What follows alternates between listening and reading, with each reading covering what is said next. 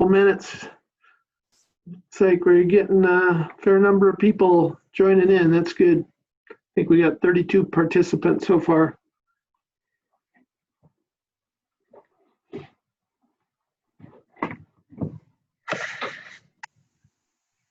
How do you get checked in? Don't. Well, you got to.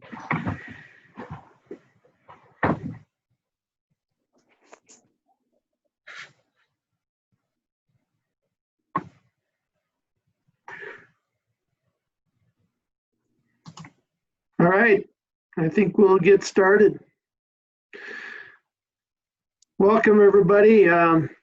Welcome to our first Game Fish and Parks Zoom public forum on our wildlife damage management program. I'm Arden Peterson. I'm Special Assistant to Secretary Hepler, and I'll be the facilitator of today's meeting.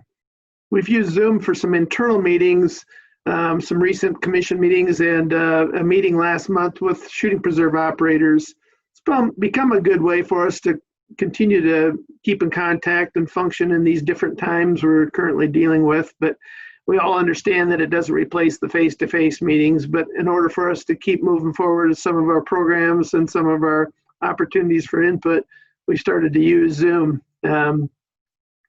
So I ask your patience a little bit as we navigate through this and make sure that it works well for us. We've got 2 hours today for our Zoom meeting, and the intent of today's forum is to provide a platform for you folks to share your thoughts and ideas with us. This is a listening session for the department, and we'd like to hear from you that have participated in our WDM program or wildlife damage management program in the past, or even if you haven't. Your input will help us shape the goals and objectives of our program, and also help us provide information that will assist us in the future in refining ways to measure our customer service. I'll be back in a few minutes with some more input and some more housekeeping, but first I'd like to turn it over to Deputy Secretary Kevin Roebling for a few minutes. Kevin? Hey, good afternoon, everybody. First off, thank you for joining the call today. It's excellent to have folks on the line here. And it really also a big thank you just to the producers on the line for all you do, not just for the wildlife of South Dakota, but it's recreational users. So we acknowledge that, and just a big shout out and a big thank you for that. And this is an exciting day really to get producers, to get stakeholders on the line to discuss our wildlife damage program, a program that's very important to this department and very important to the producers of South Dakota. And that's something, you know, we want this program to be producer driven and producer focused. And at the end of the day, that's why we want to hear your thoughts and hear your input, what's working, what's not working. I'll be honest with you, the #1 goal of this program is to provide excellent customer service. And that will be and will continue to be the goal. The second goal is to mitigate livestock loss and wildlife damage. And working side by side with those two things in mind, we'll need everybody's help to achieve those things. So it's great that we have folks on the line here to discuss, you know, how this will look moving forward. Again, this is a very producer-driven, producer-focused program. I'm excited to have a good group of folks on the phone here today, and obviously, like Arden said, we'll have plenty of time for discussion, plenty of time for Q&A, and just thank you for all you do for the state of South Dakota. So with that, Arden, I think we'll turn it back to you. Thanks for those comments, Kevin. I appreciate it. Next off, I'm going to introduce Keith Fisk. Many of you know Keith already. He's our department's Wildlife Damage Management Program Administrator. He'll give a brief overview of our programs with a specific focus on Western South Dakota. After, let's hold our questions and comments if you have any during Keith's presentation. If you could write them down, and when Keith is done with his short presentation, we'll provide an opportunity for you to ask any questions or comments you have in regards to Keith's slides or presentation. So with that, Keith, are you ready? Yeah, I am. Thanks, Arden. Emma, if we could queue up those slides, that would be great. And while she's doing that, I just want to thank everybody for making the call today, too. certainly certainly value your time today, and really look forward to hearing some feedback and some comments here after a brief presentation here. So what I've got here is about 4 or 5 slides that just provide a real high-level overview of our program, and then also touches on some of our most recent changes to our wildlife damage management program. So with that, we'll go ahead and get started. Emily, next slide, please. So first off, you'll probably hear us today talk about our WDM, or our wildlife damage management program. And as most folks on the call know, that these programs and services are producer driven. We work with several thousand landowners and producers every year across South Dakota on a whole host of wildlife damage concerns, from coyotes to deer to elk to Canada geese to prairie dogs. It's a really comprehensive program that is driven by the requests of the landowners and the producers that we work with. And our goals of the wildlife damage program are to mitigate wildlife damage and livestock loss, of course, and then really to maintain those positive relationships with landowners here in South Dakota. With South Dakota, the vast majority, 80 to 85% of the state, is held in private ownership. And in order for our agency to be successful with wildlife management and also having places for hunters to go out and recreate and enjoy those resources, it really comes back to having those good positive relationships with landowners, and that's what this program is all about. Currently, we operate with a full staff of 28 full-time employees, operate off of a budget of right around about $3.5 million on an annual basis. And I wanted to touch base a little bit too on some of those revenue sources that drive the funding for this program. And they come primarily from sportsmen. We have a surcharge on hunting license, most hunting license types, license fees in generals. We've got a non-refundable application fee. We do get a small proportion of money from every county in South Dakota. And then we also receive some money on an annual basis from the South Dakota Department of Agriculture. Emily, next slide, please. And to just kind of focus on, when we were setting these meetings up, we tried to focus on what the most of the services in the geographic area people receive. And in Western South Dakota, the most important and the largest component of our program is our Prairie Control program, which shouldn't be a surprise to anybody. Our staff is responsible for implementing a whole suite of different predator control and predator removal activities. Most of those are ground techniques like trapping or snaring or calling, using M44 or sodium cyanide devices. We also rely heavily on aerial predator control with a partner that we have is USDA Wildlife Services for the most part, and then also some local predator control districts. And those are those cooperative efforts. We couldn't be successful without all those efforts. And again, it really is a team approach when it comes to our predator control program, and making a large effort there to be able to mitigate those livestock losses. Also wanted to touch a little bit on another popular program here in Western South Dakota is our Elk Depredation Program. Every year we work with a large number of landowners in the Black Hills, as well as in some of the prairie units such as Bennett County, Fall River, Custer, even into the northern area of the Black Hills like Lawrence and Meade, some of those counties. But we work heavily with landowners that have a large amount of elk usage or damage to their properties. We do provide some cost share assistance to those individuals for food plots and hayland contracts. Our food plot contracts were just adjusted this past year. If they have a large amount of elk usage and a large number of elk on their property causing a significant amount of damage, those producers can get up to $15,000 on an annual basis. We also work with a number of producers to implement some protective stack yards and or providing some high fence or panels to be able to protect their stored feed supplies during the winter months.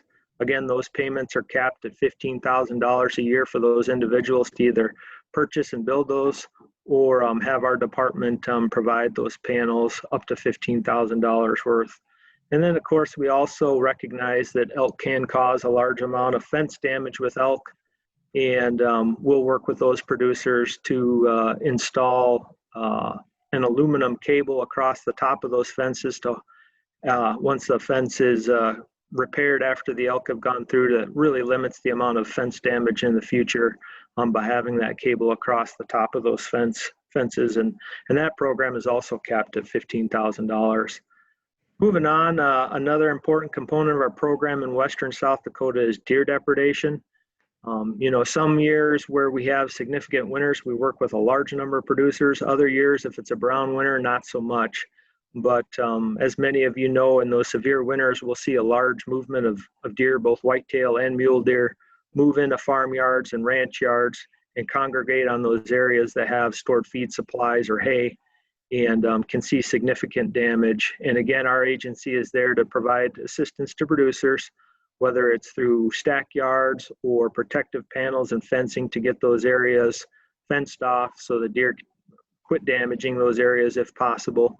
We also do a fair amount of hazing, whether that's with our own staff and or utilizing a depredation hunt where we can go ahead and harvest some of those animals, but also scare the majority of the herd away from that immediate property, and then do some intercept feeding to keep them away from those areas.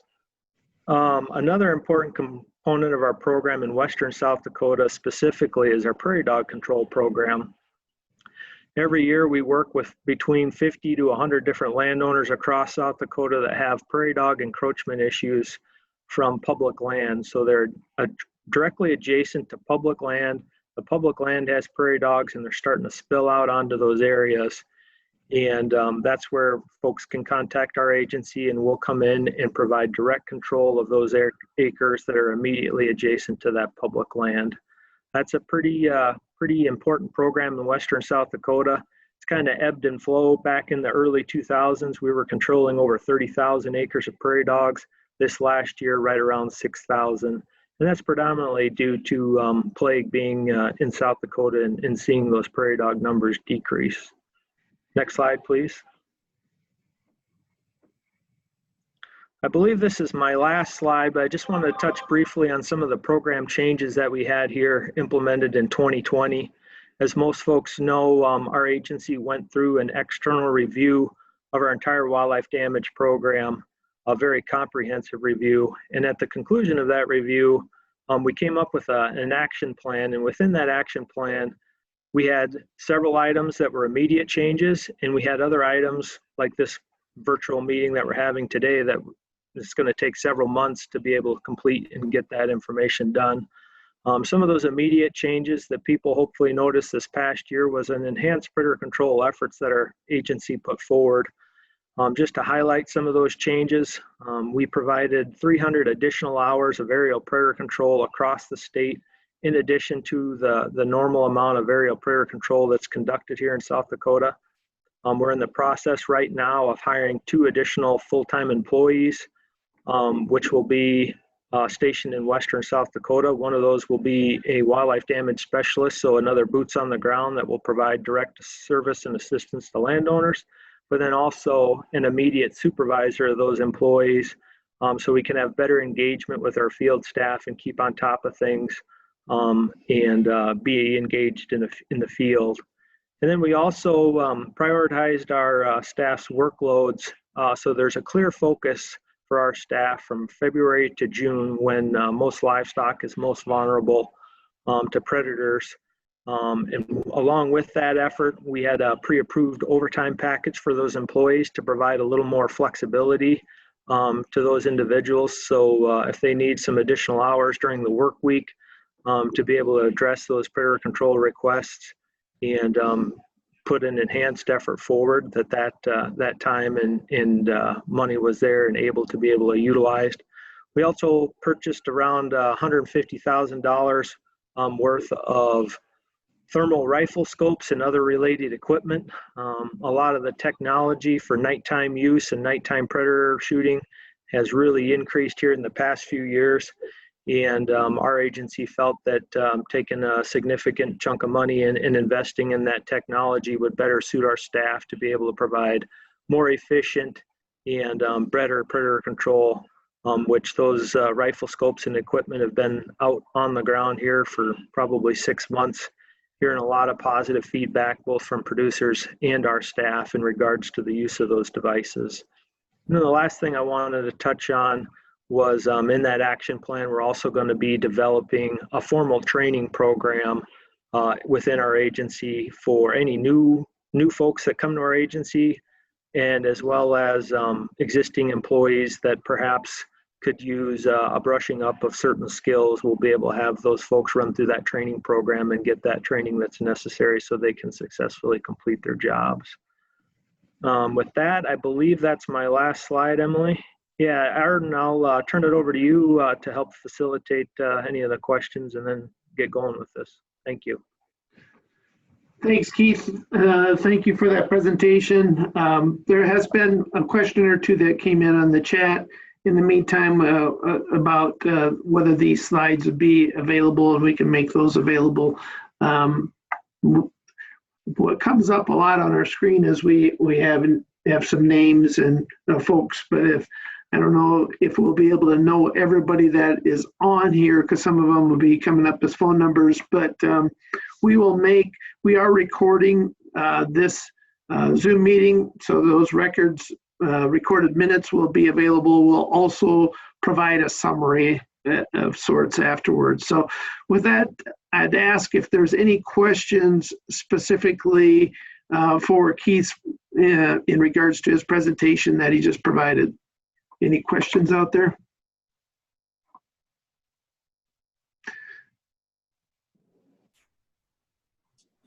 Yeah, can you hear me?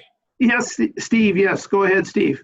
Yeah, one of the things I was curious about a year ago at the advisory meeting, they talked about possibly coming up with something of a report or going back to the annual and quarterly reports and getting those out to people that sat on that advisory committee. Has that happened?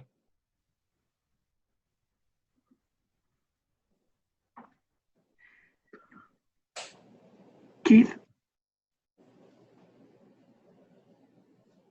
Sorry about that. I was still on mute. Hello, Steve. You know, we're still in the process, I would say, of our database has been really recently redone. And I believe, though, we're getting close to the point where we'll be able to put that information together and or have your local staff, if you desire to have that information at your level, have our local staff be able to utilize and run those reports basically for any time period you want, whether it's a half a year, a month, or 2 months, or 3 months, whatever you would like. Well, I would request the records like I've been getting them for this next year, or for this past year. I find it, I don't know how you can evaluate a program if people don't have access to those records that are public information.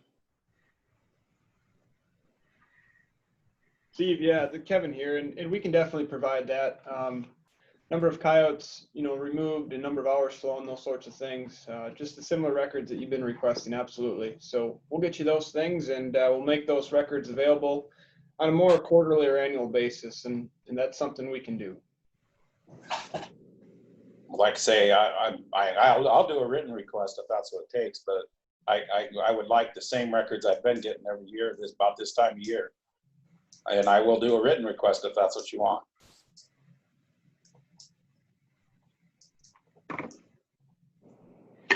It sounds like we'll have that covered, Steve. Keith, you'll make note of that. Okay. Okay. Any other questions for Keith or anybody else after Keith's report that he presented?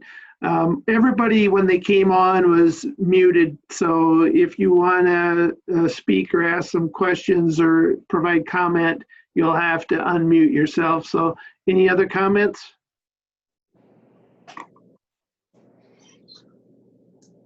Does Keith know the percentage of coyotes taken on the ground this year as compared to what's taken with the airplanes?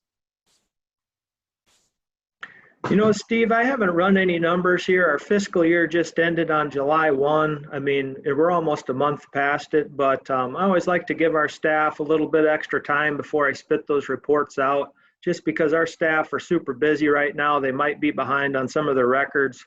So, you know, I'll get you your information, but I just want to make sure that it's as complete as we can get for you. So, you know, I don't give you something now and then next month it changes one way or the other, and then there's a discrepancy in the report. So I just want to wait and get you the best information we can. Great.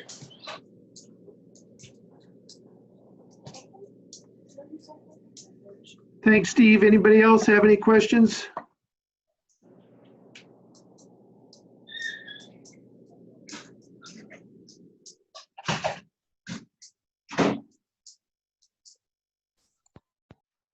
Hi, this is James. I got a couple of questions or comments if I'm able. Go ahead, James. Go ahead. Simple question. Thank you, Arden. I guess wondering how many of those thermal scopes and equipment that you have out on the ground now, and if you could talk about what those are doing, and then if I could have another question after that, I'd sure appreciate it. For sure.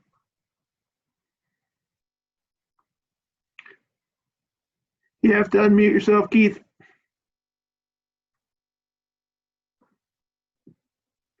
You're still muted. There you go. How about now? Now you're good. Yeah. Sorry about that. Hey, James, thanks for that question. If memory serves me correct, we had 14 of those units purchased here this past year. A large chunk of those in western and central South Dakota, but then also 6 of those units in eastern South Dakota. And I've been hearing a lot of positive things from field staff, being able to, you know, really effectively utilize their time, or maybe go into an area at night and take care of a complaint in a single visit, where in the past, you know, it would have taken some additional time trying to trap or snare those animals. So I've heard a lot of positive things, but we're also working on potentially doing some additional purchases here in the future. So we're not sharing some of those units between staff that are, you know, 150 miles apart. It just makes sense to have those devices in the staff's hands anytime that they need it. So, you know, it's not like, oh, I got to wait 2 days before I can get the device from my neighboring employee, but that's where we're at with the process. Awesome. I think that's great news. I think that's a wonderful tool, and I commend you guys for going after that and doing that. It's a great help to our producers. So thank you very much for that. Switching gears as far as the stock growers are concerned, you know, we also have an ongoing, very big concern with the elk population and some of the damage that they do, especially within, you know, not only within the greater Black Hills, but also out onto some of them prairie units and stuff. And I just wanted to reiterate that fact. And you know, a lot of our guys have been very frustrated with this situation. I know that it's not easy for you guys. There's a lot of people across the state that want to see more elk. But I think that there could be a lot more done as far as those landowner relations and helping take care of that problem. And one of those things that I'd sort of like to go on record and just state that, you know, I was a little disappointed with the task force that's been assembled to relook at that plan, the elk management plan. It seems like it's pretty heavily populated with a bunch of people that really want a lot more elk, and not a ton of landowners. And some of the landowners that are on there aren't the ones that are having the problem. So I think that's a little bit unfortunate. I look forward to working with you guys on it and finding some solutions, but I just want to emphasize that is a huge problem that is really, really taking its toll on these landowners out in the Black Hills area, especially, and really hope that you guys can work with us to find some more solutions to that. So thanks for what you do, guys. Thank you for your comments, James. Appreciate it. Anybody else have any comments or questions in regards to Keith's presentation?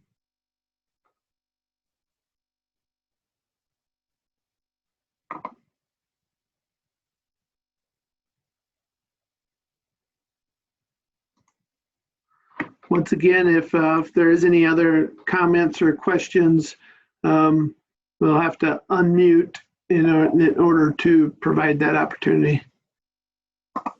Yeah, I'd like to also thank you guys for opening the elk season out here in western South Dakota. I'm sure that will help them some. I don't know if that's enough tags, but it's a start anyway.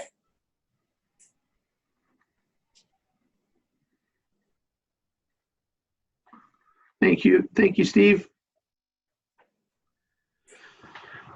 Okay, well, there's going to be opportunity for questions and comments throughout, and if you feel more comfortable writing comments or whatever in on the chat, or else following up after our meeting today, you can follow up with either Keith, Fisk, or myself. Let me give you Keith's number right now in case we don't do it at the end, or I forget to do it at the end. Keith, your number is 605-773-7595. Is that correct? That's what I've got. And my number is 605-359-0654. You can reach out to us. We'll provide our contact information at the end with our notes from this meeting as well. Couple of the main things that we want to accomplish today is we want to start, this is the first of 4 forums. We're kind of designing them so that they're focused on one of our geographic regions. And it doesn't mean that somebody can't participate from East River today or vice versa, but this is the Western Regions Forum. And from each of these 4, we want to get just a good discussion on goals and objectives of our wildlife damage management program. And we also want to have some discussion on our customer service. As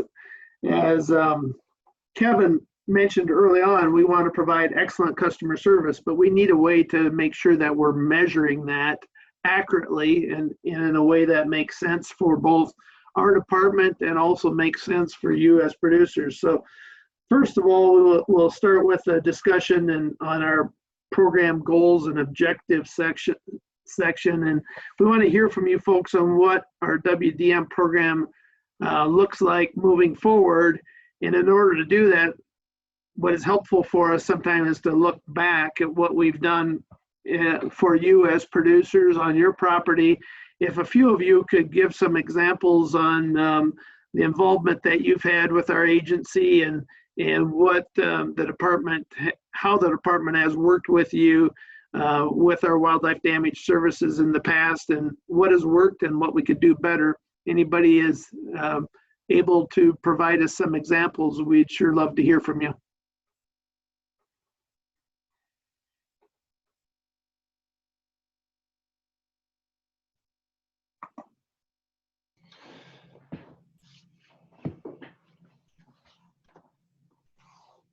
So Arden, maybe to really nail down and get into more detail, let's break out the species, for example, elk.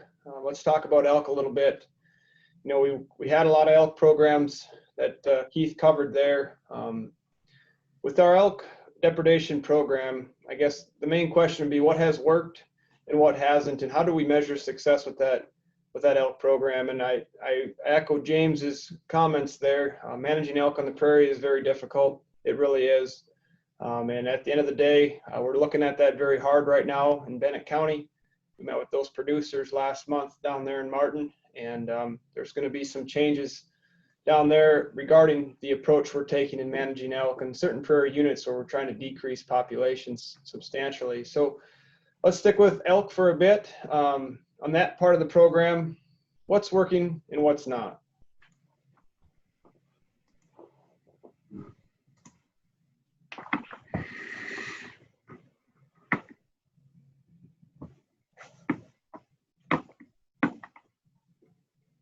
Say, Arden, do people on the phone know how to unmute themselves? You know, I'm not positive. We got a lot of people that have called in. I don't know if there's anything specific that they need to do. Emily or anybody else with more experience on that have any suggestions on that? This is Emily. They should just be able, depending on what device they're using, to call in on, use their mute function on their settings to unmute themselves. And it looks like some of them already have done that.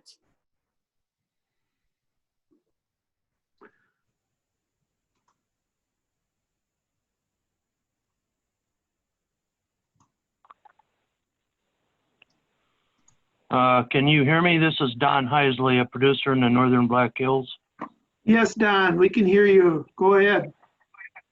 Okay, I've had heavy elk use and depredation, lots of grass taken, had some hay taken in starting in 2013. I think we got that fairly well resolved with panels, but the forage loss to me is really a bad deal, and your field people have been pretty responsive, but I haven't had any contact this year yet. I understand there's been a change in how you're doing that through the trappers or whatever. But I've been to commission meetings since 2013, and there's been a lot of talk and no action. And I can tell you that many of us are very frustrated, and we cannot afford these losses to begin with, and now they're even worse with COVID and a terrible cattle market. So I want to see something done for the landowners, and we had some ideas at a meeting in February, none of which has been talked about, like being able to transfer tags and recover some cost.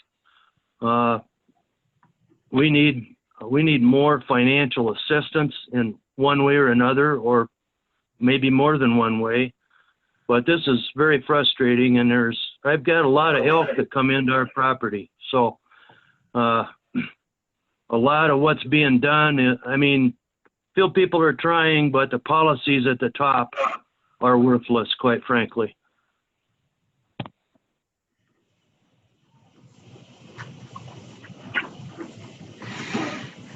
Thank you for your comments, Don.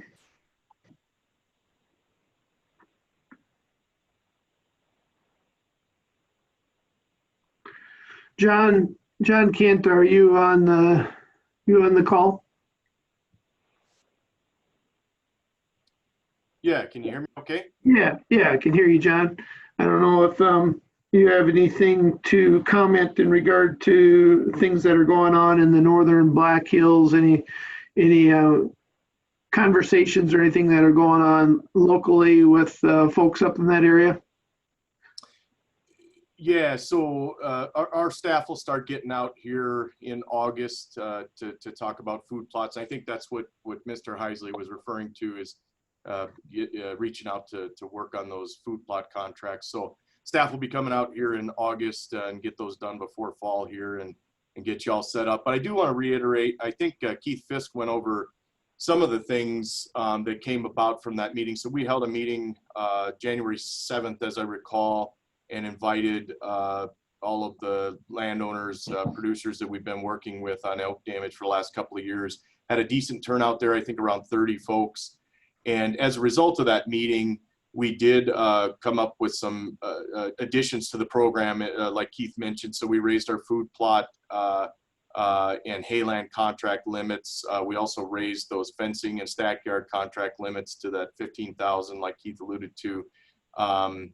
And then some other programs that we're working on, for example, Supplemental Hay Program, where a gentleman like Mr. Heisley is a perfect example, where they're taking forage off the ground that he needs to harvest for hay to help get him through the winter. We'll come in and work with him on that program to try and get him some additional hay to help get him through the winter. So we're fleshing that program out. So there were some good things that came out of that meeting.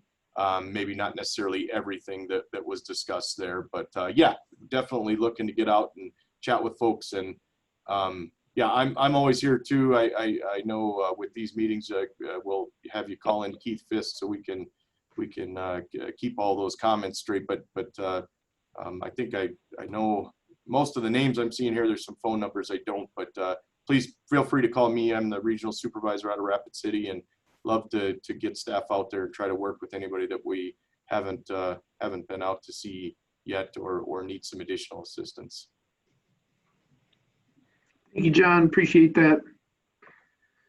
Any other comments or questions in regards to our elk depredation program?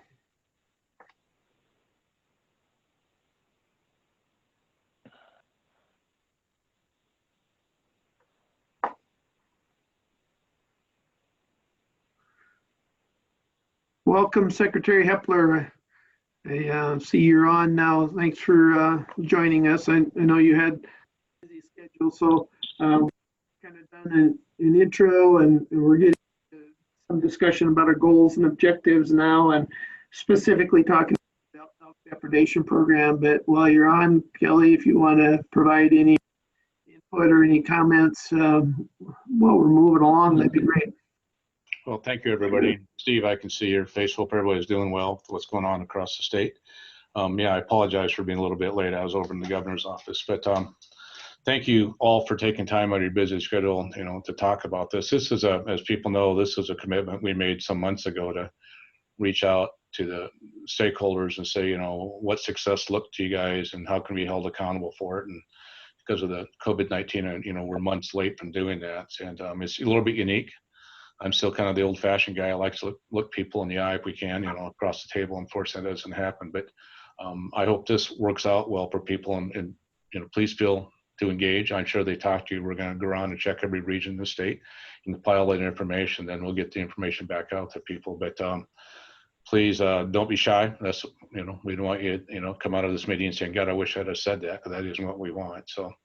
We're committed to make this program the best we possibly can, and so is the governor. So I'm here to listen also and learn, but, thank everybody. And, today's kind of cooler, but this heat's kind of getting old unless I was raising corn, which I don't. So anyway, thanks.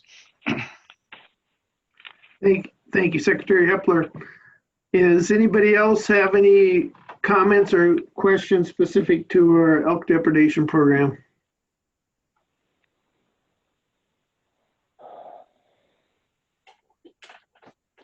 Yeah, this is Ken Couchman down at Buffalo Gap.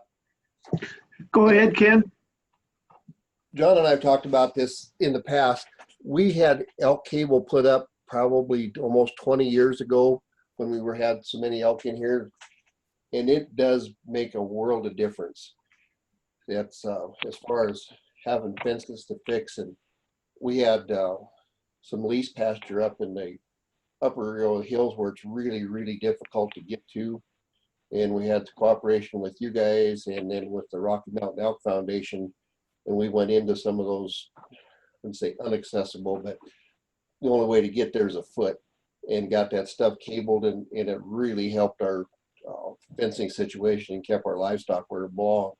So and John and I have talked about this, it does work. We've had some really good luck with that cable. It kept those elk at least from busting the fences out. Thank you, Ken. And then the other thing, and I've talked to the guys, John, and we've got an issue down here with all these elk that just blew up down here in May. And we're going to really have to look at some depredation down here, because if they stay like they were here in May, we're going to really hit it in the hay yards.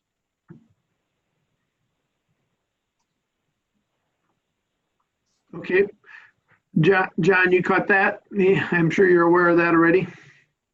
Yep. Mr. Couch and I have been chatting, and so two things. Yeah, thank you very much for saying that about the elk cable, and something that he and I discussed that I'm going to take him up on. If there's any other landowners out there that are interested in our elk cable but just aren't sure how it works or if it works, Ken has agreed that I could give him his name and number out. He would certainly talk to him so they could take it right from a producer's mouth and not mine, and see what he thinks about it. So thank you for that. And absolutely, we'll keep talking about that group of elk down there and what we've got going on just off that southeast corner of Wind Cave National Park there. So yep, absolutely. Thank you.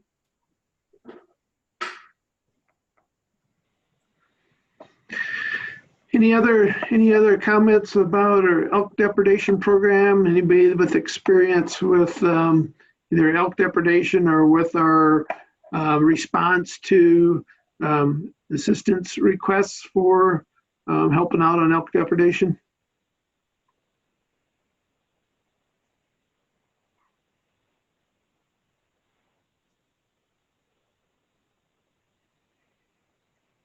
Okay, Kevin, what would you like to jump to next? Yeah, Nord, I think we can try to go towards deer here, mule deer, white-tailed deer, deer depredation programs. What's working, what's not would be great. All right, thank you, Kevin. Anybody with any comments about deer depredation in our program?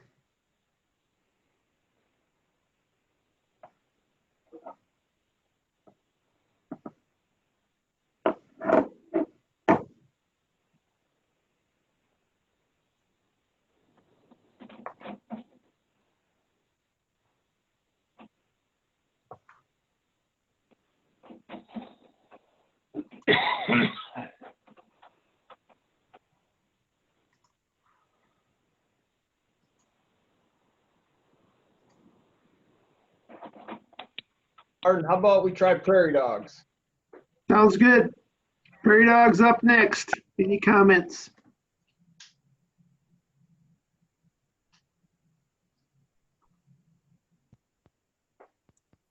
Who do we get a hold of? Just get a hold of the trapper in our area if we want some prairie dogs worked on?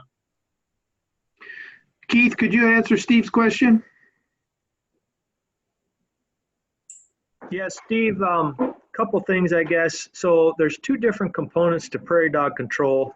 One is if you have a neighbor, so if it's a private land to private land dispute, that needs to go through the South Dakota Department of Agriculture or your local weed and pest board, and they have a certain process to be able to get that worked on. If you have prairie dogs that have encroached onto your property from some type of adjacent public land, like school and public land, U.S. Forest Service, National Grassland, BLM, something like that, then we have an online registration system on our website, real user-friendly. We've moved to that 4 or 5 years ago, and hop on there and get registered, and then staff will get a hold of you here at the end of August, early September. So this is all probably on private ground, I'm guessing, and I don't think there's any public ground around that other than an airport, and I don't think they've got in there yet. But I was just curious if there was any help available for those people, that they'd have to go through the weed and pest board. Yep, that's the process, is to go through that weed and pest board. And I mean, typically you can get the poison from the South Dakota Department of Agriculture at a real reasonable rate if you're certified to be able to utilize that rodenticide. If not, you know, there's more than a handful of prairie dog contractors out there that you can hire to come on your property and do the poisoning for you. Probably ranges anywhere, depending on the number of acres you have, from 10 to 25 bucks an acre. Yeah, I've used them before. I mean, this deal's just, it's a big town, and it affects a lot of different neighbors, and they'd sure like to get rid of them, and it's just a matter of getting it done, I guess. So. Okay. I got a comment, if I may. Go ahead, James. Just wanted to, number one, say thanks for your efforts in the Prairie Dog Control. It's been very effective, and we appreciate that.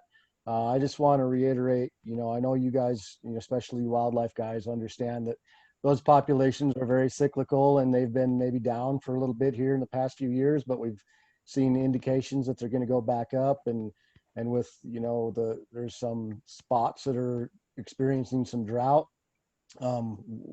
Our landowners can get pretty worried about that, because drought coupled with prairie dogs is absolutely devastating. So I just want to thank you for your support in that previously, but I also know that there's some lawmakers on here, and I'd like them to understand that it is in state statute that you guys fund some of that program, and the Department of Ag funds some of that program.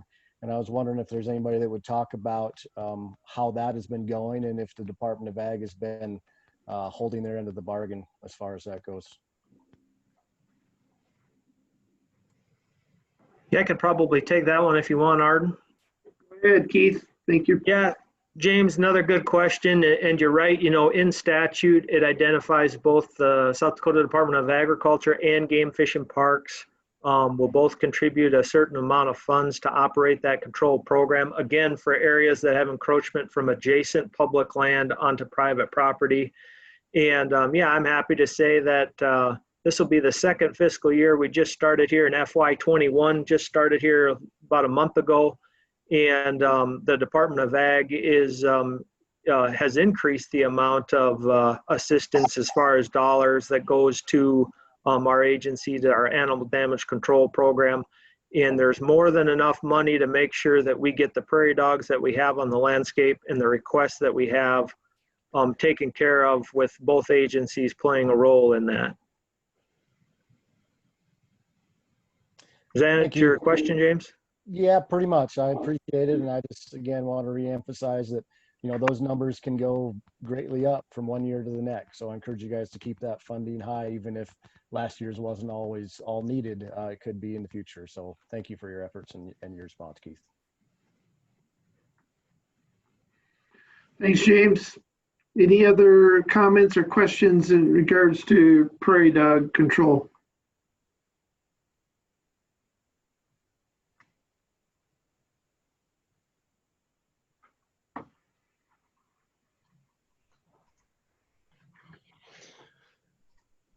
All right, Arden, I think we'll move then to our livestock protection program, or the predator control program. So this would include coyotes and other predators. What's working, what's not? Thank you, Kevin. Any comments out there from you folks on the call today in regards to predator control?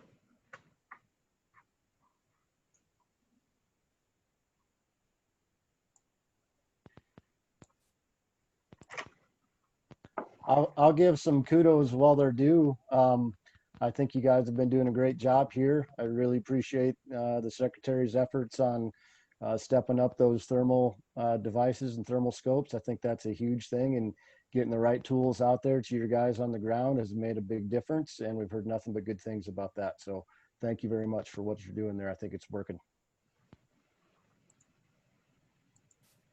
Thanks, James.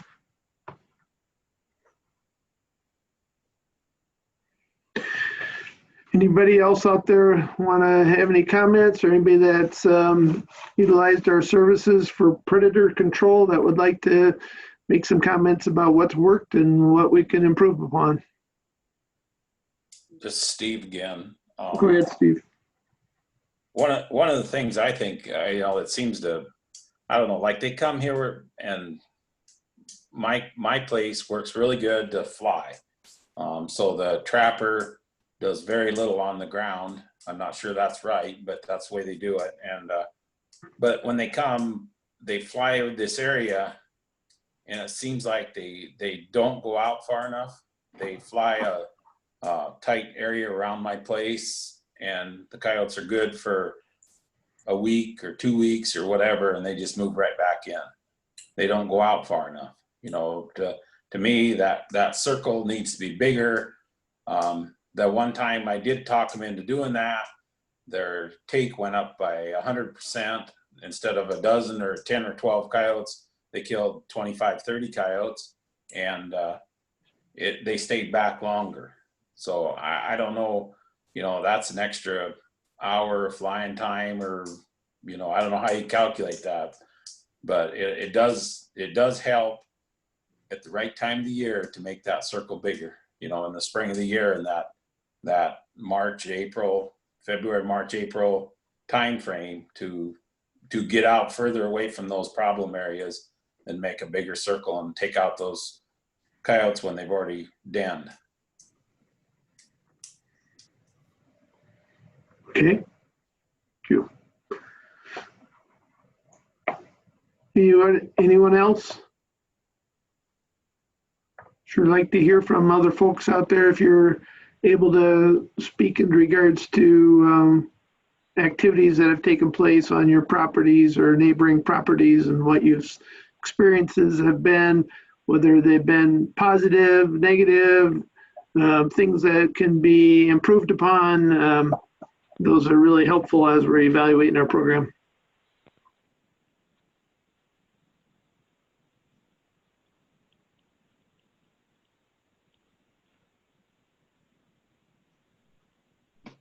David Namey from Harding County.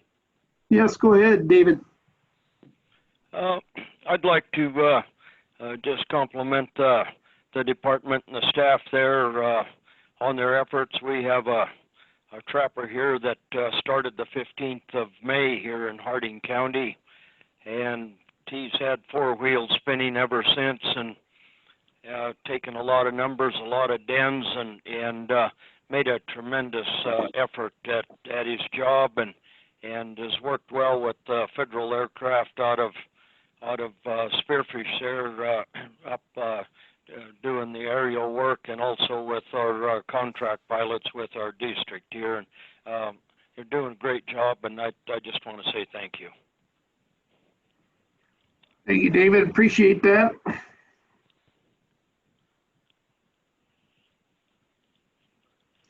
Anyone else?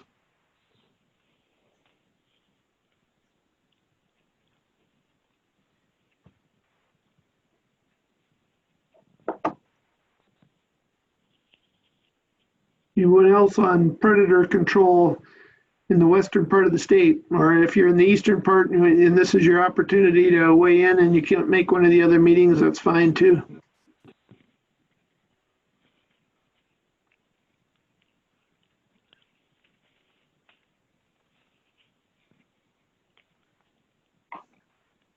John, John Canta again, I don't mean to put you on the spot again, but I just thought I'd give you the opportunity to weigh in if there's anything that you'd like to share as far as activity that's going on in your region, as far as predator control, things that you've seen, any changes that have taken place here in the last few months or the last year. Yeah, just quick while maybe some others collect some thoughts. Love to hear from some more people if they're on the phone or video. But thank you, Mr. Nemi, for your comments. And just reiterate again what Keith Fisk said. We're working right now to hire on that additional wildlife damage specialist, boots on the ground, that'll reduce that drive time for our wildlife damage specialists that are out there now, and shrink some of those districts up. So we're really looking forward to having that additional person on the ground. Right now they'll be likely stationed in that Sturgis area, and take some of that workload up in that northwestern South Dakota. So that'll be a big help to us. And then of course that program manager for wildlife damage that Keith announced there. That position will be spending quite a lot of time out in the field with our wildlife damage specialists. That position will also be assisting in those tough areas and making sure we've got everybody covered in that additional service where it's needed. And so that's maybe something I'd just like to reiterate is I feel like our staff are doing a great job right now, and it'll only get better with this additional boots on the ground and assistance out there. Hey, John, this is Kelly. Could I ask you a quick question? I want to follow up on what Steve asked is, I made the wrong assumption. So when we're working with the federal plane in this situation where Steve is, I'm assuming that there's interaction with the landowner saying, where's your problem coyotes and what are you hearing? And, and if possible, I mean, like Steve suggested, you could fly a bigger circle around and be a little more, as long as you're there, a little bit more efficient, keep them from the home place. And I'd hope that we'd be doing that. And, there may be time restrictions that doesn't work out in gas. So there may be a lot of things that couldn't allow that to happen. But could you speak to the fact that, those pilots and the gunner and the people on the ground are working with those landowners? Yeah, absolutely. Thanks, Secretary Hepler. Yeah, and setting aside, of course, we deal with weather and demand and all of those things play into this. But a side note there, we did increase our aerial service this year. We've got a contract plane on East River, as well as one that's working in west central South Dakota here. We have our plane stationed in Pierre, and then of course out in Spearfish. So we do have some additional flight time this year to help get after them when the weather's good and things are right. But yeah, a typical scenario, what we'll try to do is have our wildlife damage specialists go in, work with that landowner when they know the plane's coming in, and then also those surrounding landowners. So the bigger circle, as Mr. Clements alluded to, the bigger that circle we can fly and the more area we can cover in those adjacent areas, the better. And that's pretty common practice for our staff. Now, certainly we run into areas and times where folks or neighbors don't want that aerial gunning on their place, and we certainly respect that and don't go on there. But yeah, we're generally trying to coordinate that over as large of area as we can. And then also there are times when those planes, you know, we have chronic areas where we know there's a lot of coyotes in there, and every year we have issues. And so when those planes are flying over, there's times where they'll dip in and just do a quick flyover over those places. And in those cases, we're not flying that big circle, but going in and just knocking out some coyotes when we can, and that opportunity presents itself. But yeah, pretty common practice for us to try to come in and cover as big an area as we can, and you know, in quote, make a day out of it versus coming in and just hitting one person and then heading home. Yeah, and they do. I mean, when they come here, they usually hunt at least 3 places that I know of, and you know, they catch me a lot on the way home. They'll stop by and do what they can. So. No, yeah, great comments though, Steve, and yeah, we'll keep trying to, like you said, we need to fly as big a circle as we can around these places when we're there. So, you know, it's just gotten where I used to gun for a pilot here, a local pilot, and the area we used to hunt, you know, was probably 9 miles wide and 20 miles long, and you had to hunt hard to get 10 coyotes out of there, or 12.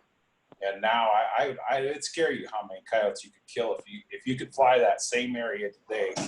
It would scare you how many coyotes are in that area.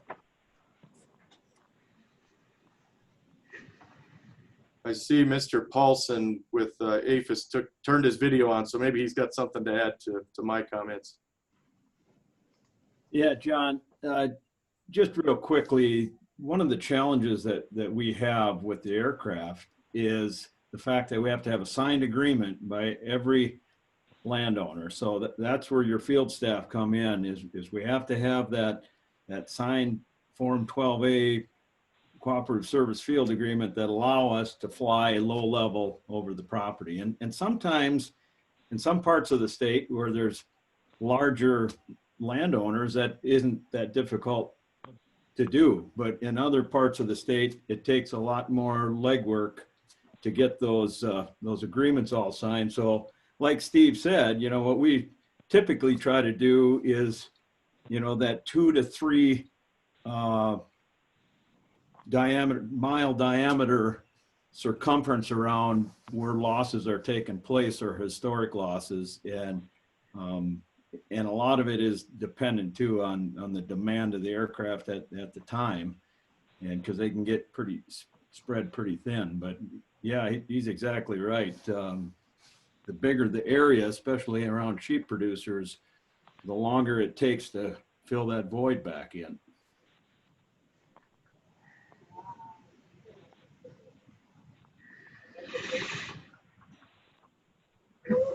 Thank you for those comments. Any other comments out there in regards to our predator control?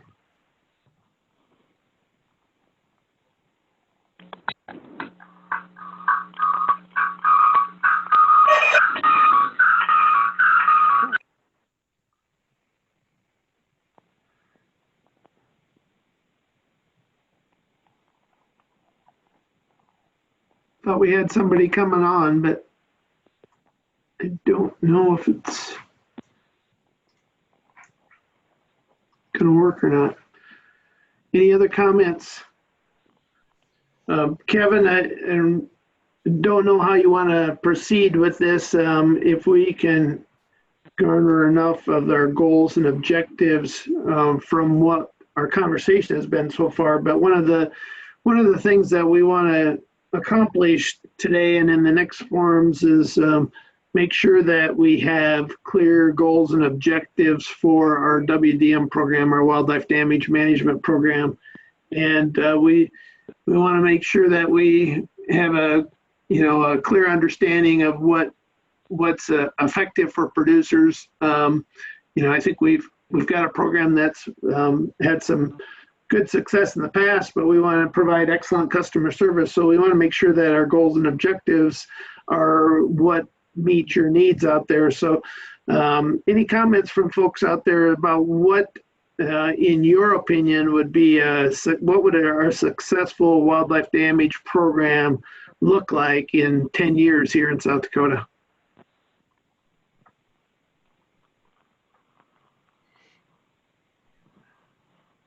Or even next year?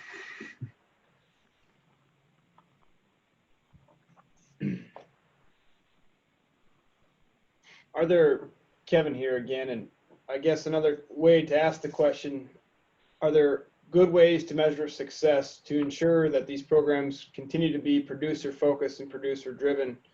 Should we send producers an annual survey? How do we interact with producers to make sure, you know, the services we are providing are meeting their needs, meeting their desires? Those types of questions we want to kind of get down that road if we can. Really, the best way to measure success and to ensure the programs we are delivering, you know, are to the best of our abilities. So, any thoughts or ideas? I mean, if we bug you with the survey every year, I don't know how else we should go about this, but we're open to suggestions.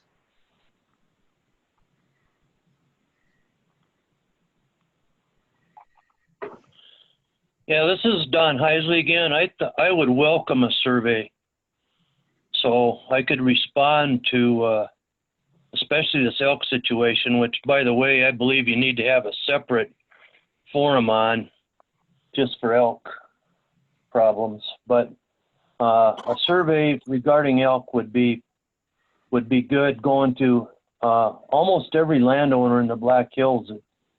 These elk are pretty much everywhere, but there's been other surveys sent out I've never received about elk, so just a thought. Thanks, Don. This is Scott Phillips in Hot Springs. Can you hear me? Can hear you, Scott. Welcome. Yeah. You guys have put out surveys in the past, and we've filled them out. I assume they help. They go help towards your programs, and your programs are helping some. But until they do something with the population, all the programs in the world aren't going to solve our problems.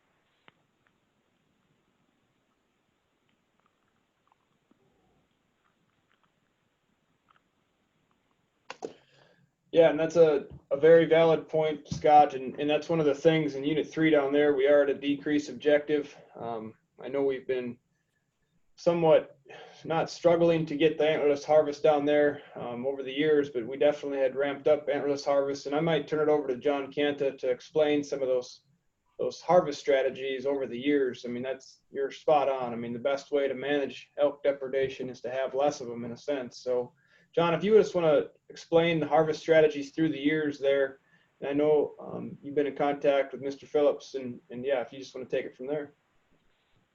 Yeah, no, thanks again for the comments. That's great. Real quick, I've got some landowners texting me on the phone here. It sounds like if you push *6, if you're on the phone, that should unmute you, and you'll be able to talk. That seems to be working for others here, but I'm not the technical expert here, but *6 it sounds like.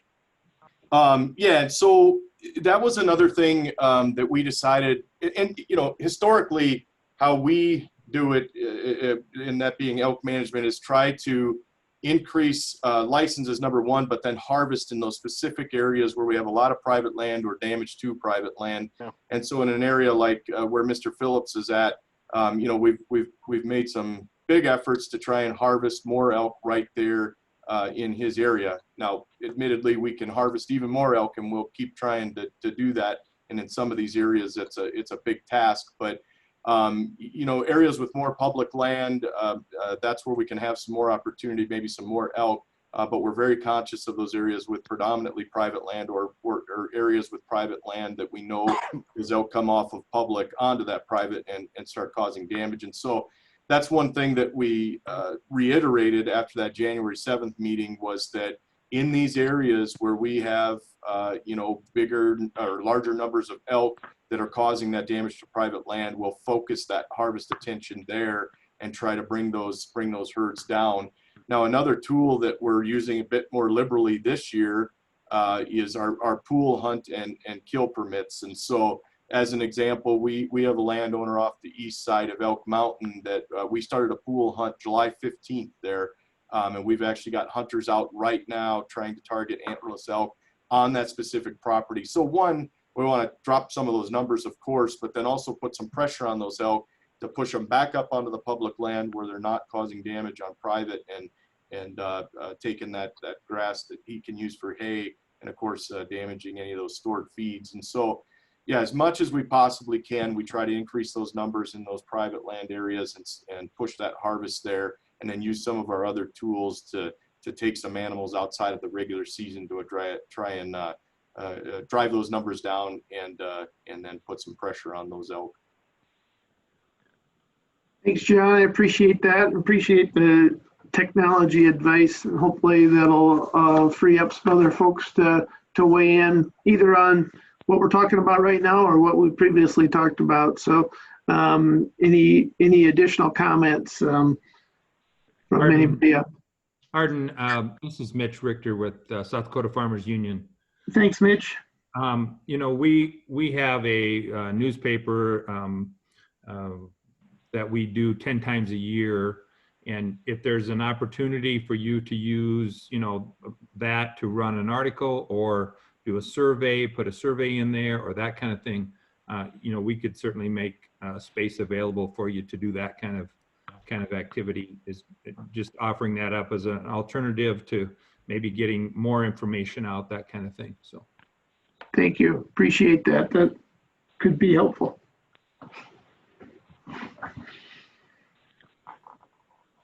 Any additional? Go ahead. On the coyote deal, I mean, to me, you have to step up your ground game. You can't rely on those airplanes to fix this problem. You know, last year the guys on the ground took less than 35% of the coyotes on the ground. That number should be up over 50% or real close to it. And if not, those trappers in those areas that aren't getting the 50% on the ground to take on the ground, they should have a good reason not to be. They ought to be trapping beaver continuously or have a reason that they're not taking at least 50% of the coyotes in their area on the ground. That's the true mark of a good program. And I feel we have tremendous trappers. They are not being utilized as trappers the way they should be.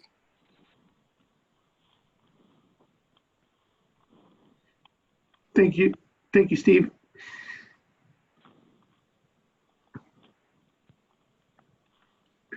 Any additional comments? You know, as Kevin mentioned earlier, you know, our second focus here, I mean, we want to have good goals and objectives that we can reach and that provide good service for you and excellent customer service. And then the second one is that customer service measurable section is how we measure success. And that's really important to us. And I think we're working through some of that. And not that maybe our program has always or has ever been broken, but we're always looking for ways to improve. We want to make sure that we're doing things that provide a good customer service or excellent customer service for you. So if there's any other comment, go ahead. Somebody else? Hello. Hello. Who do we have? Yeah. Well, Prairie Dogs. I missed the first part of it there, but have Prairie I got you Dogs. now for talking about Prairie Dogs? Yeah, go ahead. We'll talk about Prairie Dogs. Yeah, they invaded me, and I've tried getting rid of them, and I can't. It seems like I'm not making much headway with it. And not only the Prairie Dogs, they moved in and took all the grass off, and then I'm getting noxious weeds blowing in there. And so I got another problem there. And I've talked to the Fish and Game, and I've talked to the predator or the county board, and they don't seem like they want to do much. I was just wondering what the Fish and Game or who could help me on that. I'm 80-some years old here, and I can't get out and do all that running around like I should be. So okay. anything you could help me with? Yeah, I'm sorry. I did not catch your name. I'm Bill Jones, Bill Jones. And where are you Yeah. at, Bill? east of the Sturgis Airport out here. Okay. Sturgis here. And And is your they number, come look at it and then they see what I'm talking about. okay, is your number the 347-2192? Yeah. Okay. John, could we do a follow-up there with Mr. Jones? Yep, absolutely. So somebody will be in touch with you. I'm jotting down your information right now, and we'll get a hold of you, see what we can do to help you out. Okay. Yeah. I appreciate it. Thank you. Thank you, Mr. Jones. Thank you. Appreciate that. Anybody else out there on the call would like to weigh in?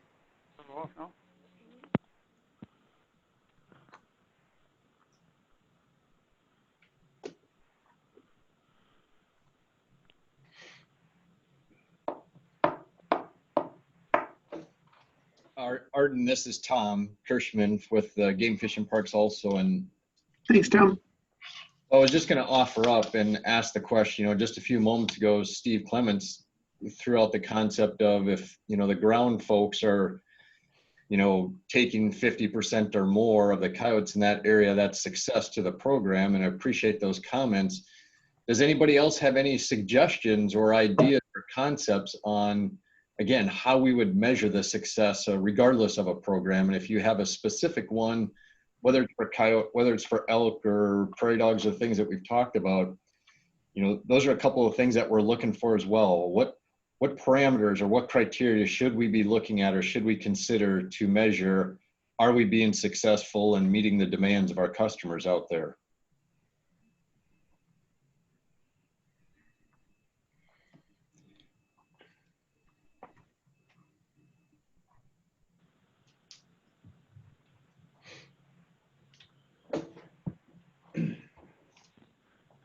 Maybe to switch gears a little bit, and let's just maybe talk about response time, because this fits right into what Tom just talked about.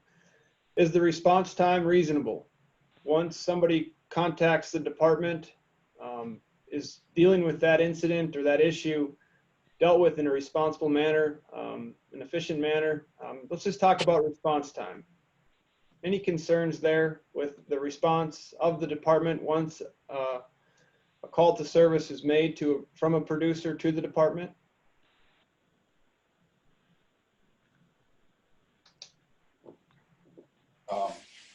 For myself, it's always been good. Normally, if I call, I think, I don't know if the last trappers we've had, I know Keith didn't like me calling his pilots, so I don't bother me. I'll call the pilot. I mean, he works for the feds, but I would call the trapper would call the pilot. So, I mean, it didn't make any difference to me if I called the trapper or the pilot. Don't make any difference. But the response time has always been good. But in my situation, the plane is probably the best deal. But I think Colin is the first trapper out of the last three that has taken a coyote off my place on the ground, and he finally shot one this year. So, and I'm not saying that's the way to handle my place, but I know there's other places that are similar. They call the trapper and the trapper calls the plane, and the planes get here as quick as they can usually. So the response time for me has been good. If I didn't have guard dog, I'd be out of sheep business tomorrow. I'd be getting killed on within 2 days. If I lose my dog, I will get killed on immediately. I would guarantee it. I've done it. I got rabies in my dogs. I shot them all and started over. We waited 6 weeks to get dogs, and I lost sheep every day for 6 weeks. So. This is Max Matthews. I think some of them statistics you had, like 50% years ago, that was what the trappers did. I don't know how many years ago. That was a good number to go by if they did 50% on the ground. Part of the problem is now is there's so many rules and regulations that some of our trappers do not want to use, like the M44. because they don't want to get in trouble, have a neighbor's dog pull it, or and so they are limited to some of their tools that they used to have more available. And I don't know how you can change that, whether you could educate them more, come out and show them a little bit more what they can, or back them when they do get a dog in like a getter, back them, and so they don't feel like they're going to be in trouble instantly. I don't know the answer to that, but part of it is they're just afraid to put stuff out there. Some of them are afraid they're going to get in trouble.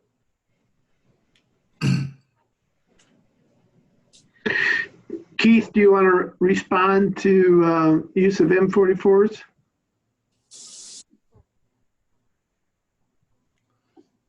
Hey, Max, thanks for that question. And, you know, you and I have talked about M44 use for a long time. You know, we have made some progress with the Department of Ag, as you well know, that if landowners are certified, they can check those devices on our behalf, which has really helped a number of situations. So our staff's not going back, you know, as often as they are, and burning a lot of time in travel time. But, you know, another thing that we are working on is I'm spearheading a work group as we speak right now with our field staff to find out, you know, what we can do with staff to have them better utilize those devices. And one thing that we heard loud and clear from staff was one of the things that you mentioned is the paperwork that goes along with utilizing those devices is burdensome. And we're working with our GIS staff right now in the development of an app. So when those folks set the devices, you know, they don't need to worry about paper and then mailing it in. It's on their phone. They use their finger. You know, they can put a pin on a map with the GPS coordinates, have all the information right there that the Department of Ag requires, and then it automatically goes up to our database where the Department of Ag can inspect those records. So I'm hopeful, and I've heard from staff, that once we get that app finalized and pushed out, we'll start to see more staff utilize it because it's more user-friendly.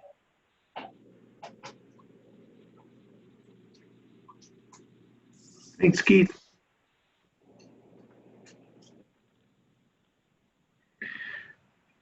Any other comments or questions?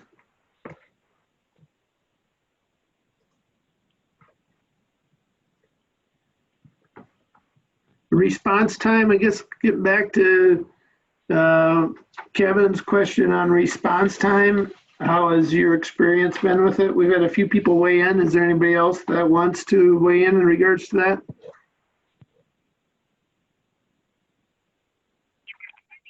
This is Don Heisley again. I think the response time has been pretty good. When I've called in or asked somebody to come out and look about my situation with the elk. This last year it was a little bit difficult because you had one of your trappers got hurt and other guys were covering for him, and you had this changeover from the COs to the trappers on this program. Is that right? If I have that right? So overall, I've been all right with the response from the field, but not from the commission or the peer bureaucrats, if you allow me to say that, because nothing's changed in these elk policies until now, and they're pretty minor from what I know. Now, maybe I'll be proved wrong, but anyway, that's my comments on the response situation. Thanks, Don. Anybody else?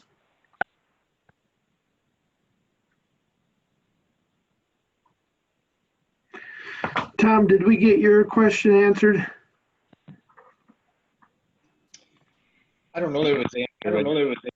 Just want again to offer to the group of folks on the phone that if there's some other parameter or criteria or something that we should be looking at and considering to measure the success and meeting the demands out there, that's certainly helpful. I mean, we've talked about internally, and it's been mentioned here about sending out an annual survey to our producers and folks that we do provide assistance to. You know, it's one thing to ask on a survey, you know, were you satisfied with the service that we provided you? But it would be nice if there's some key parameters or criteria or some pieces of information that folks would like to know about, and that would help us better measure and gauge how we're doing or where we can make improvements. That's why I just used the example of what Steve had mentioned as he brought forward, well, 50% or greater of coyotes taken on the ground by our ground staff compared to the plane. Is there something else out there? And that was the question I was posing.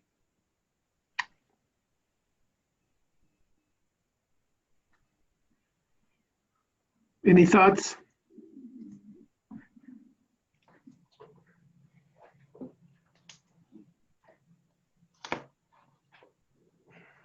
I would think with the recording systems you have and you've had in the past, I mean, you can take those numbers and you can find holes in your program here and there and everywhere, and you can also find the successes. The information's already there. All you got to do is look at it. You know, if you go back to before 2009, when the cuts were made to the program, 32% reduction in services. When you were killing 1.5 coyotes per hour with the airplane, that don't change. You still got the same pilots, same quality of pilots and stuff like that as you had back then. That's a true number that you can use. You know, they come here last fall or last spring actually, and between me and a neighbor and the distance in between us, which is about 5-6 miles, 51 coyotes in 3.5 hours, 14.5 coyotes per hour with the airplane. That's a far cry from a coyote and a half per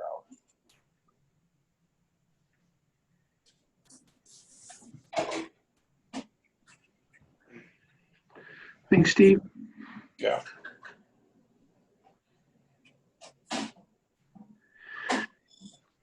Kevin or Keith, are we missing anything here that in regards to our goals, objectives, customer service measurables, any other information that we want to ask for? You know, I just had one other question pertaining to feedback from producers, and that comes down to, let's say a call for service is handled by our staff. We take care of the depredation issue, or we kill the coyotes that were causing the problems for that time frame. Would there be any reservations for staff to hand a report card to the producer? Maybe it's 3 or 4 questions, you know, that kind of wraps up, in a sense, that call for service, and just to get some feedback so we can have a way to track, you know, our customer service expectations and our customer service satisfaction, really. And that's really what we're after.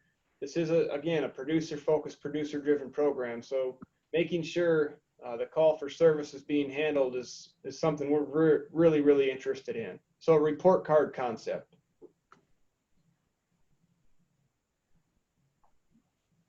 Or is that just a bad idea? Because it very well could be.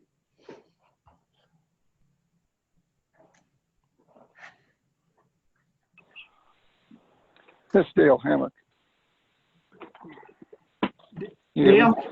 Yes. Yes, Dale Hammock. Go ahead, Dale. In regard to what Kevin just put on the table, I think any method of getting information back is really important. I took your list last year and ran a survey that came back to me, sent out 84 letters to producers that were on your elk depredation list. And I got 56 responses back. I think that's pretty phenomenal. Most of the time when you mail out a survey, you get 20 or 25%. And I shared a lot of those with you. There were some that people didn't want me to share, but for the most part, you got copies of those. And I think that you do need to have some kind of a response or follow up to see if the problem got solved. Obviously, the elk in the Black Hills problem's not solved from the information that we got. we had a good attendance at the meeting on January 7th. You got a lot of input from producers at that meeting. The meeting that occurred on the 17th of June down at Martin got real good attendance and very vocal attendance. And I suggested to you guys that night that you should get back in touch with that list of people from that meeting and follow up. And I don't know what you're doing with that, but I do think more communication and better follow-up information is going to give you the opportunity to be more efficient and more supportive and helpful for those producers. Are you including that Martin area in this phone call? Yes. Okay. I think it was pretty clear that those people in that area have a real solid idea about how to solve their elk problem. And I would be interested to know if you have considered what they put forth that night, and if so, if you've been back in touch with them about that. I guess, Kevin, that probably would be for you. Yeah, absolutely. Great question. And we have been in contact with those producers, and I know John Cant and his staff have been following up. We also have a plan put together. We're in the process of reviewing the plan. That is not something we've done before regarding the actions we'd like to take and are recommending. It would include more kill permits, more assistance from staff, and I can just have John Cant to kind of cover some of those details and also the follow-up. We are, like I said at that meeting, planning to follow up with each and every one of those producers by September. So the clock is ticking, and I know we're going to make that deadline. So John, if you want to take it from there. Yeah, Thank you. Thanks, Kevin. And yeah, just a couple additional comments. And yeah, our goal right now is to get this all put together. And I think we told them we'd be back in September. We're going to try to be back in mid-August here and provide that quick turnaround, quick response to them. And yeah, so a number of things that we're doing down there, but we want to, first and foremost, we increase licenses by 60 antlerless elk down in that area. And so we're working really close with all those hunters to try and help them be as successful as they can. And then beyond that, we're going to execute the standing kill permit that we have in place right now to kill additional elk throughout the season to knock those numbers back and help provide some direct assistance to particularly those landowners with standing crops this time of year. Beyond that, we're going to hold a kill permit hunt in which we'll offer licenses directly to landowners so that they can kill elk as well as hunters that we would bring in, and the department would take the workload off the landowners and help those hunters be successful and get elk killed that way as well. But yeah, really just take an aggressive approach to try to kill elk down in that area, just to knock numbers down.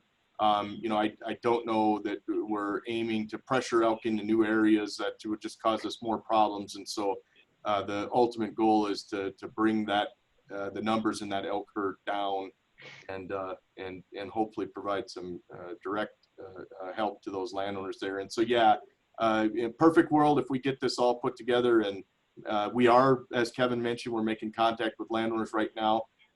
They're busy. So we've reached out to a bunch of them and left messages, and we'll continue to contact them, and hopefully in the evenings or something when they can get back to us and we could chat with them to talk about our plan, and then also try to get some access to get in and kill those elk and knock those numbers down. So, but yeah, we'll set up a meeting.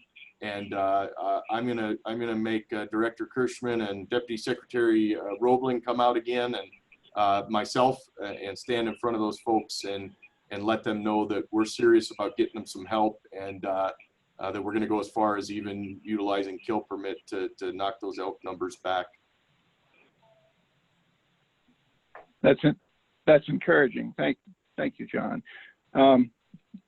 What about the same question to apply to the Black Hills problems that seem to be ongoing? Yeah, so we have worked with some of those landowners from the meeting. As I mentioned, we're running a pool hunt on the one gentleman's place, and then going to roll out that supplemental hay program. And then, of course, we are executing a kill permit on a particular landowner in the Black Hills here as well. And then, you know, yes, I mean, I think we'd offer a similar response in these areas. You heard from Mr. Phillips, a landowner in the southern Black Hills a little bit ago that has a tremendous elk problem down there. All of these things would be offered to those landowners and areas where we have a preponderance of private land as well, I would think. And of course, each situation is unique, and not everything we do in Bennett County is going to work the same here in the Black Hills, but we'll open up that tool bag and see if we can't get those folks some help in the Black Hills as well. Just to add to that, we are sending producers an elk survey here. We're in the process of revising our elk management plan, and Farron, our human mention specialist, is on this call, and she was stuffing envelopes today, sending 2,000 surveys out the door to producers and sportsmen women across South Dakota to ask about this very question. You know, how many elk should we have in South Dakota? Too many, too few, about right, those sorts of things. And really what it comes down to is we'll get that stakeholder group together. We'll talk about some other things pertaining to landowner land licenses. And there'll be some ideas floating around with our commission as well that we'll take before them. So there is a lot of conversation happening right now, and it's very timely because we are in the middle of revising that elk management plan. So once we get those data collected and analyzed, we'll come to the table with some recommendations. Do you have dates set for those meetings yet? John, Tom, I don't believe we do, but I want to say they'll be sometime end of August, early September. I'm not certain though. John, you might have better information on that. So the next elk stakeholder meeting, we're looking to hold in the late September. And the reason for that, we'd like to hold one right now, but we really want this public opinion survey, as Kevin mentioned. We want to have that data to be able to put in front of those folks so that they can see all that when we have our discussions. And so right now, in order for us to have all that put together and get that to them so they can digest some of it prior to having a meeting, we're looking at probably that last week in September. Can you include your legislators in notification of that meeting? Yes, absolutely. Okay. Thank you. Thank you, Dale. Thank you, John and Kevin, for your answers there. Any other comments or questions regarding anything that we talked about so far today?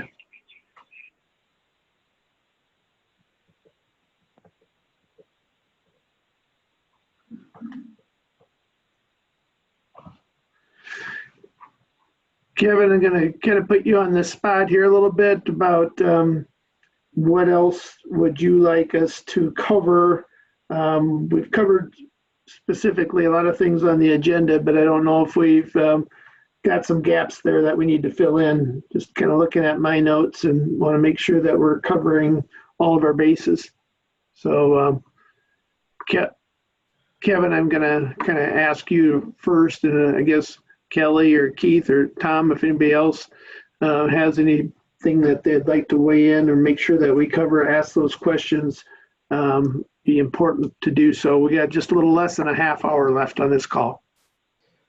Yeah, thanks, Art. And I guess one of the main things that I'd like to discuss, I guess, is really how do we keep these communication lines open? How do we ensure that it's easy to interact with producers on the landscape, and that these communication lines through our commission, through public forums such as this, do these types of public forums, are they useful? Really looking for some feedback as to how we can gauge success, continue monitoring that program, making arrangements or amendments to the program if we need to, if they're necessary. This is, again, it's customer service driven. So at the end of the day, just looking at how we can keep the engagement going, because I think it's very important communication continues.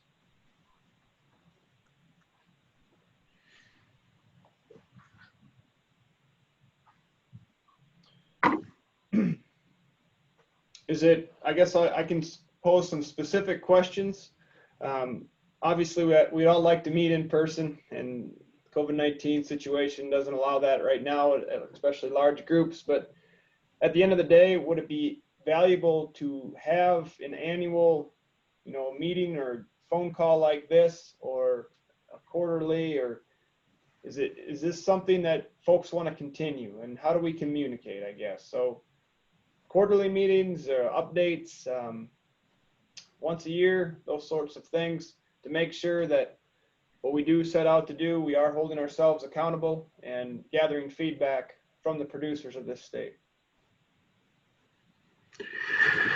One question that I would have, kind of in addition to that, Kevin, whether, we've done some statewide meetings of different programs at different times, but I'm wondering if this would be helpful, hopefully in the future when things settle down, or I hope they settle down with COVID, that we would have the opportunity to potentially do these regionally, so there isn't as much windshield time driving to Pierre for a statewide meeting. If it's helpful to have these continue as a regional type forum, so that'd just be a thought I'd throw out there as well.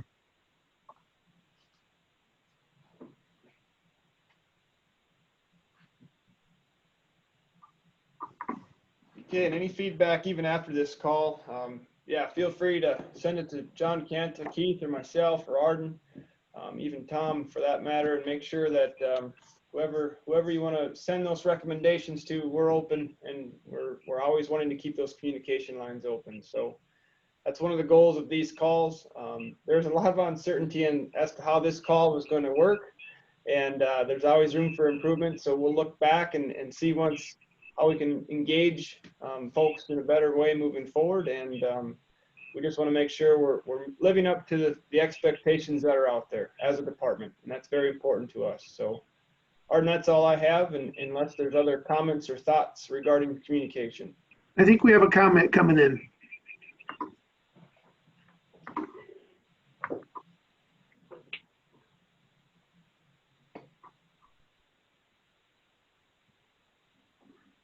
Maybe not.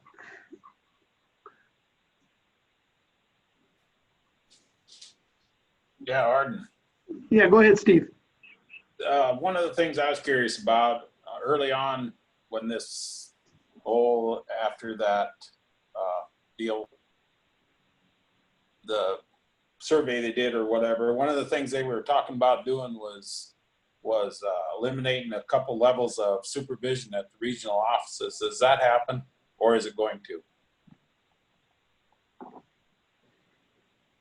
Kevin, do you wanna hit that one on?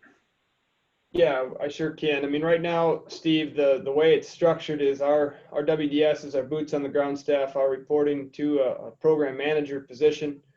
At that point, then they're reporting to an RTRS. The RTRS is reporting to an RS, and then an RS reports directly to me right now regarding the program structure itself. Now, in Region 1, that is going to change. There is going to be a program manager that is a wildlife damage specialist program manager. It'll supervise, I believe, 9 positions. And then, so that would be taking at least 1 or 2 different, as far as hierarchy out of the system. So there'd be less folks in that chain of command, in that structure. And that is happening in Region 1. If that model works, we could replicate that model across the state if necessary, if we deem it to be essential. So that's kind of the path we're moving forward right now. And we're hoping to make it work. And it all comes down to that communication once again. You haven't filled that position yet? No, sir, we have not. We just closed the position. I believe John Kanta can fill in that, but I believe the position announcement has now been closed, and I believe they're going to be doing interviews on Friday, if I'm not mistaken, or next Monday. Monday. Yep. We'll do some initial interviews for both the wildlife damage specialist position and that program manager position Monday. We're looking to move as quick as we can on it, although we want to take enough time to make sure we make the right decision here and get the right person for those positions. I was pleased that we had 68 applicants, I believe, for the wildlife damage specialist position, and somewhere in the 20s for that program manager position. So yeah, we're moving right along. I want to get those on on the ground as quick as we can here. So Okay, good enough.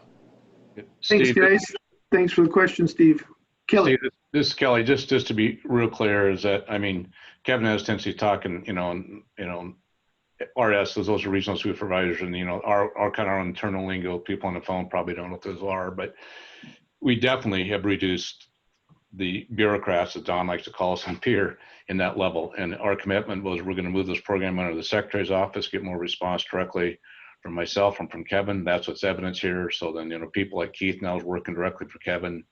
Those regional supervisors, are not going, or normal chain of command would be going to the director, which is Tom, and we don't have that deputy position filled yet. So, and I'm not saying this is going to be a long-term change either. We just have to be sure we get this thing corrected to the point, as you said before, that we're being effective, we're delivering the program you want us to, we're being held accountable. Then we can go back and decide whether long-term or that structure makes sense or not. But we followed through with that commitment, though.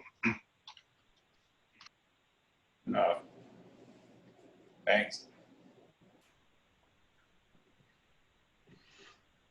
Thanks, Kelly. Any other questions or comments from the group, either from staff, if we've missed something, or from you folks out there on the call, producers? Want to make sure that we're not leaving anything out there that you want to discuss today.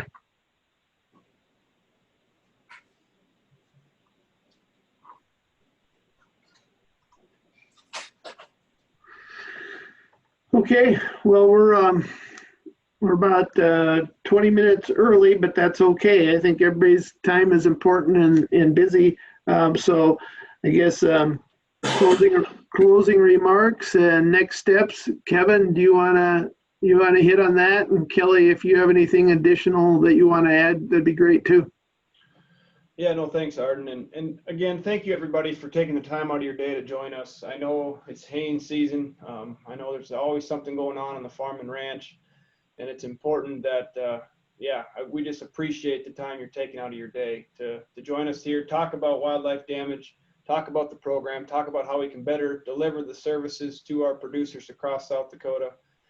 So that, again, I mean, I don't want this to be the last conversation though either. I want this to be the beginning of many conversations. Continue that open dialogue. We are going to be putting a strategic plan together regarding program delivery, how we're going to measure success. Obviously, there's going to be some follow-up report card surveys. I don't know what they're going to look like yet. We have to figure a lot of that out, but we do want feedback as to when, a call to service has been complete in a sense. I know a lot of times they're never complete per se, but those are the types of things we're after. Again, it's great to see all the folks on the phone. Good discussion today, and we don't want this one to be the last discussion though. So more to come. Stay tuned, and we'll definitely be sharing a product, a draft product of the strategic plan, I would say in the next month or two. So thanks everybody for joining, and I can definitely turn it over to Kelly for closing remarks. Well, thanks, Kevin. And Emily, I'm not sure how people are using Zoom or not, but we have a chat function, and Emily, who's going to be working, Keel's going to be working on strategic plan to set a couple of broad questions, which we've talked about. But as you get off the phone and if there's things you're saying, I really wish I'd have said, be sure you let us know. I appreciate the fact Steve gave us a very concrete thing to shoot for, not a time we've had boots on the ground versus flying. That's measurable. And those are the type of things we're looking for, whether it's dead coyotes or whether, there's problem coyotes, response time that Kevin addressed. So do those things. Communication is important. And I'm not sure how many legislators on, Daryl. I appreciate you being on, but we appreciate your time. You're busy also, so we appreciate you stepping up and listening for your constituents. So thank you all, and stay safe. Thank you all for participating today. I think it was very, very good meeting. Hopefully we'll be back meeting in person before too long, but I sure appreciate everybody's time today. Thank you very much. Thanks, folks. We'll see y'all.